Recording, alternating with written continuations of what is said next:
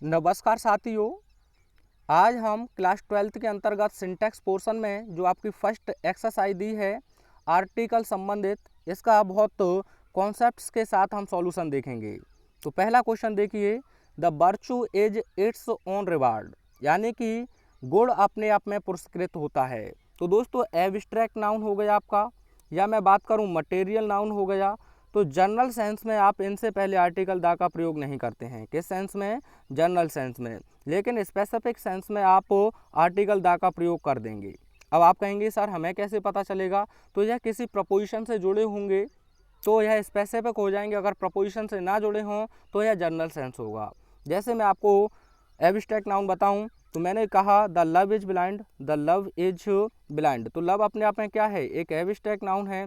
तो अगर देखा जाए तो यह कि जनरल सेंस है, हर कोई जानता है, एक कहावत है प्रेम अंधा होता है, तो इसीलिए आर्टिकल दा नहीं रहेगा बल्कि लव इज ब्लाइंड। लेकिन अगर इसी सेंटेंस को ऐसे कह दिया जाए the love of Radha and Krishna, Radha and Krishna is immortal. तो अब यहाँ देखें तो दोस्तों जैसे लव जो आपका एब्स्ट्रैक्ट नाउन है प्रीपोजिशन ऑफ से जोड़ दिया है, और राधा और कृष्णा का एक स्पेसिफिक है, तो स्पेसिफिक सेंस में आप आर्टिकल दा का प्रयोग कर देंगे। जैसे आपने सुना होगा honesty is the best policy, तो यह आपका स्पेसिफिक सेंस है, आप आर्टिकल दा नहीं लगाएंगे। लेकिन कह दिया जाए the honesty of Ravi, the honesty of Ravi can not be doubted. तो दोस्तों अगर देखा जाए यहाँ ऑफ से जोड़ दिया गया है, एब्स्ट्रैक्ट नाउन यहाँ स्पेसिफिक हो गया है, क्योंकि यहाँ रवि की एक पार्टिकुलर ईमानदारी की बात की गई है, तो आप आर्टिकल दा का प्रयोग कर देंगे। इसी प्रकार से जो आपका मटेरियल नाउन हो गया, गोल्ड हो गया, वाटर हो गया, सिल्वर, आयरन, इनसे पहले भी आप आर्टिकल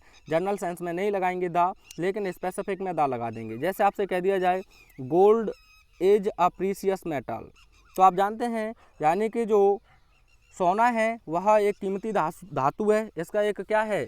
जनरल सेंस है। लेकिन अगर आप इससे दा लगा देते हैं तो गलत हो जाएगा। लेकिन अगर आप इसे ऐसे लिख दें the gold of my ring, the gold of my ring is pure, my ring is pure. तो दोस्तों यहाँ अगर आप देखें तो यहाँ मेरी अंगूठी के सोने की बात की गई है, तो यह स्पेसिफिक हुआ, तो आप आर्टिकल दा का प्रयोग कर देंगे। जैसे और भी क्वेश्चन, आई ड्रिंक वाटर, मैं पानी पीता हूँ, तो भाई साहब ये एक आपका जनरल सेंस है, हर कोई पीने का ही कार्य करता है, तो आप आर्टिकल दा का प्रयोग यहाँ नहीं करेंगे। लेकिन आपसे कह दिया जाए the water of Ganga, the water of the Ganga is Holi, तो आप जानते हैं यहाँ गंगा के पानी की बात की गई है, ऑफ से जोड़ दिया गया है, स्पेसिफिक हुआ, तो आप आर्टिकल दा का यूज कर देंगे। तो बताइए क्या गलती है सर इसमें? तो आप दा का यूज नहीं करेंगे। वर्चू अपने आप में एक एब्स्ट्रैक्ट नाउन है, तो आप लिखेंगे virtue is its own reward, यानी कि जो गुण है वह अपने आप में पुरस्कृत होता है। अगला क्वेश्चन देखिए, honesty of Ram can not be doubted. तो दोस्तों ऑनेस्टी अपने आप में एक एब्स्ट्रैक्ट नाउन है, लेकिन राम से जोड़ दिया गया है, यानी कि राम की ईमानदारी संदेह नहीं की जा सकती, तो स्पेसिफिक हुई तो आप लिखेंगे the honesty of Ram can not be doubted. अगला question, Taj is an unique building in the world, यानी कि ताज दुनिया में एक यूनिक बिल्डिंग है। तो दोस्तों आपकी जो भी इमारतें हैं, किताबों के नाम हैं, इनसे पहले आप आर्टिकल दा का यूज करेंगे, तो सबसे पहले आप लिखेंगे द ताज इज। अब दोस्तों यहाँ एन आएगा या ए, आप तो पढ़े हैं कि AEIOU होता है तो एन का प्रयोग करते हैं, नहीं दोस्तों। इंग्लिश में 44 साउंड्स हैं, इनमें से 20 वोवेल साउंड हैं और 24 कॉन्सोनेंट साउंड हैं। लेकिन हिंदी में जब आपका वोवेल साउंड आएगा तो आप एन लगाएंगे, हिंदी में आप वोवेल साउंड निकालेंगे तो एन लगाएंगे, अगर व्यंजन साउंड आएगा तो आप ए लगाएंगे। तो इसे आप प्रोनाउंस कीजिए, क्या पढ़ोगे? यूनिक, तो इसका साउंड क्या आया? या, तो यह आपका कैसा साउंड है? वोवेल साउंड है, तो आपको एन नहीं बल्कि क्या लगाना होगा? ए। तो आंसर क्या होगा? The Taj is a unique building in the world. अगला क्वेश्चन देखिए, iron is an useful metal. तो दोस्तों यहाँ आप ध्यान से देखें, यूजफुल किस प्रकार से आप प्रोनाउंस करेंगे? या साउंड है तो आपको क्या लगाना होगा? A. Iron is a useful metal. अगला question, don't try to make fool of me, मुझे मूर्ख बनाने का प्रयास मत करो। तो दोस्तों आप जानते हैं आप कॉमन नाउन से पहले आर्टिकल ए का प्रयोग करते हैं, इंडेफिनेट हो, जैसे मैंने कहा बॉय, तो यह कहना सही नहीं होगा, आप क्या कहेंगे? अ बॉय, यानी कि एक लड़का, इंडेफिनेट है। अगर आपने कह दिया द बॉय तो वही डेफिनेट हो जाएगा, तो इसीलिए आप यहाँ देखें फूल आप एक कॉमन नाउन है, तो इससे पहले आपको आर्टिकल ए का प्रयोग करना होगा। तो आपका आंसर होगा don't try to make a fool of me. तो फूल से पहले आप ए का यूज कर देंगे। अगला question, he is N European. तो दोस्तों यूरोपियन आप पढ़ेंगे तो यह साउंड आएगा तो एन नहीं बल्कि ए लगाना होगा। He is a European. अगला question, rich should help poor. तो दोस्तों आप जानते हैं यहाँ कहा गया है धन, वैसे रिच का मतलब क्या होता है एडजेक्टिव, तो धन गरीब की मदद करनी चाहिए, तो नहीं सेंस बना। तो आप क्या जानते हैं, जो वर्ब होती है आपकी, चाहे वह हेल्पिंग वर्ब हो या मैन वर्ब, उसका सब्जेक्ट या तो नाउन बनेगा या फिर प्रोनाउन बनेगा। इसी प्रकार से वर्ब का ऑब्जेक्ट या तो नाउन बनेगा या प्रोनाउन बनेगा। अगर नाउन या प्रोनाउन नहीं है तो वह नाउन इक्विवेलेंट होगा। क्या होगा, नाउन इक्विवेलेंट, जो नाउन तो नहीं होगा लेकिन नाउन की तरह ही वह फंक्शन करेगा। तो दोस्तों जब आपको यहाँ नाउन ही बनाना है तो आप क्या करेंगे, द रिच। अब द रिच का मतलब क्या है, धनी लोग। जैसे ही आप आर्टिकल द लगाते हैं एडजेक्टिव से पहले, वह प्लूरल हो जाता है और वह पूरे समूह का नेतृत्व करता है और इसमें प्यूपल हिडन होता है। तो द रिच का मतलब क्या है, धनी लोग। ऐसे ही आप लिख दें द पुअर, क्या लिख दें दोस्तों, द पुअर, यहाँ मतलब है गरीब लोग। द इंटेलिजेंट यानी कि होशियार लोग। द ब्लाइंड यानी कि अंधे लोग। तो इस प्रकार से बनता है ये। और आपको इनमें प्लूरल बनाने की कोई भी ज़रूरत नहीं है, ये पहले से ही प्लूरल हो चुके हैं क्योंकि प्यूपल हिडन है। कहीं आप द रिचेज लिख दें, द पुअर्स लिख दें तो यह गलत हो जाएगा और इनके साथ प्लूरल हेल्पिंग वर्ब आएगी। ठीक है, तो आप क्या लिखेंगे, the rich should help the poor, यह आपका आंसर हो जाएगा। तो यह नाउन इक्विवेलेंट हो चुके हैं। ठीक है, अगला question, Nitin is an university student. Nitin एक यूनिवर्सिटी का छात्र है। तो दोस्तों आप यूनिवर्सिटी को प्रोनाउंस करेंगे तो यह साउंड आएगा जो हिंदी में व्यंजन साउंड है, तो आपको लगाना होगा a. Nitin is a university student. अगला question, sun rises in east and sets in west.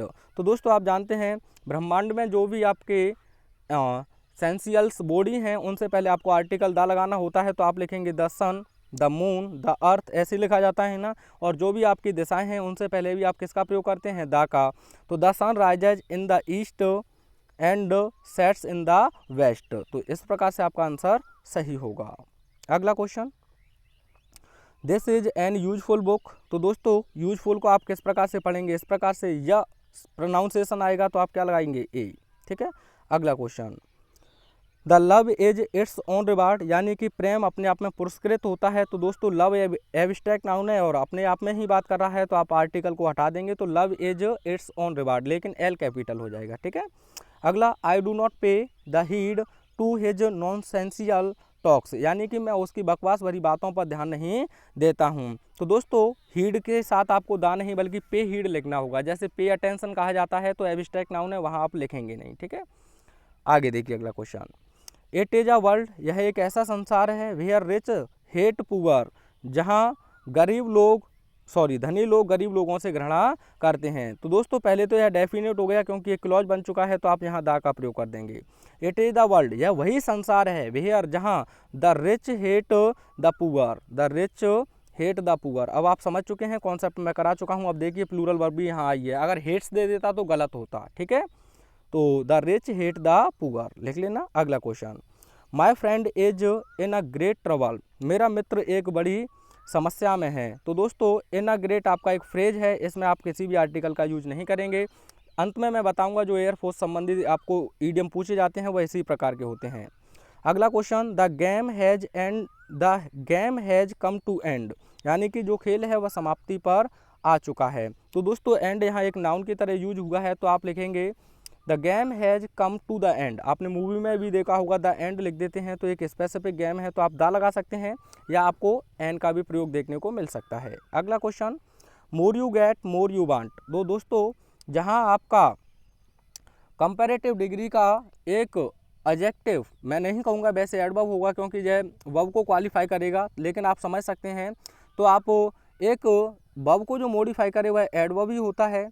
तो आपको यहाँ एडवर्ब देखने को मिले, आपको जैसे मोर देखने को मिल जाए, हायर देखने को मिल जाए, कूलर देखने को मिल जाए, वह सब्जेक्ट से पहले हो, तो आपको ऐसी स्थिति में पैरेलल डिग्री होती है, तो आपको आर्टिकल दा लगाना होता है। तो आप क्या लिखेंगे, the more you get, the more you get, the more you get, the more you want, यानी जितना आप चाहते हैं पाते हैं उतना ही आप चाहते हैं। ठीक है, आगे और भी क्वेश्चंस आएंगे इसके। अगला देखिए, जैसे आपने देखा होगा the higher you go the cooler you feel, यानी कि जितना आप ऊपर जाते हैं उतना ही आप ठंडा महसूस करते हैं। अगला question, he will take a hour to finish this work. तो दोस्तों आवर पढ़ेंगे, इसे आवर पढ़ा जाएगा तो आप एन का प्रयोग करेंगे, एन आवर, ठीक है। अगला, his father is a MP, उसके पिताजी एक एमपी हैं। तो आप एम इस प्रकार से पढ़ेंगे तो यहाँ क्या साउंड आया, ए, तो यह आपका एक कैसा साउंड है, वोवेल साउंड, तो आप किसका प्रयोग करेंगे, एन का। तो his father is an MP. अगला question, he is an one eyed man, वह एक आंख वाला व्यक्ति है। तो दोस्तों वन को किस प्रकार से प्रोनाउंस करेंगे, इस प्रकार से, तो वह आपका व्यंजन साउंड आया यानी कि कॉन्सोनेंट, तो आप ए का प्रयोग करेंगे, he is a one eyed man.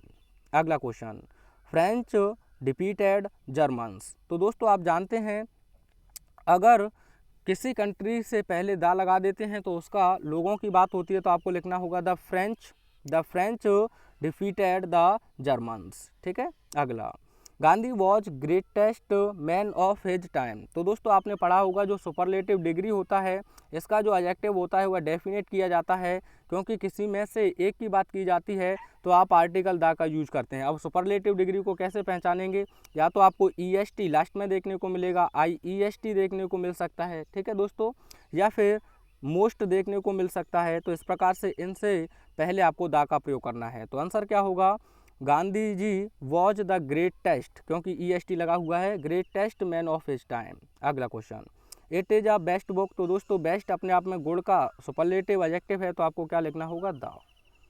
अगला question, the gold is a costly metal. आप जानते हैं, यही मैंने बताया, मटेरियल नाउन है, जनरल सेंस में हुआ है तो केवल द हट जाएगा और हो जाएगा gold is a costly metal. आगे देखिए, Indus is a long river in the Punjab. तो दोस्तों नदियों के नाम से पहले आप आर्टिकल का यूज करते हैं डेफिनेट द, जैसे द गंगा, द यमुना, ठीक है। तो आप सबसे पहले क्या लिखेंगे, द इंडस। उसके बाद द पंजाब बिल्कुल सही है, क्योंकि यह 5 नदियों से घिरा हुआ है। आगे देखिए, Mumbai is Manchester of India.